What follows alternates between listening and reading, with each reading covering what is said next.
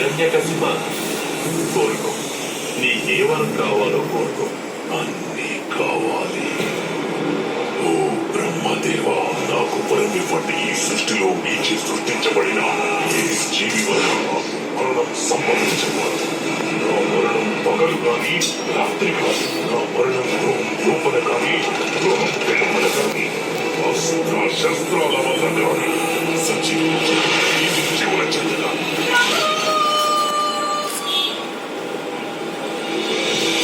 సంవత్సరం అంధకారవంతమై అక్కడ మళ్ళీ కాంతి పుంజం జనిస్తుంది. ప్రహ్లాద, అమ్మా, మన నోటి వెంట కేవలం హరినామం మాత్రమే రావాలి.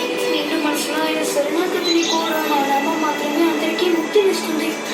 ఆ విష్ణువుని విడనాడు. నేను భగవాన్ విష్ణువుని ఎప్పటికీ శత్రువుగా చూడలేను. భగవంతుడిని మరచిపో. ప్రహ్లాదునికి మరణదండన విధిస్తున్నాను. అంతా అదురుడం.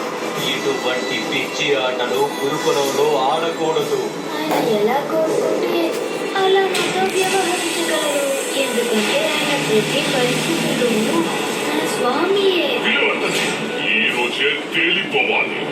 ఆ ఇద్దరిలో తిరిగి నక్క ఎవరో సింహం ఎవరో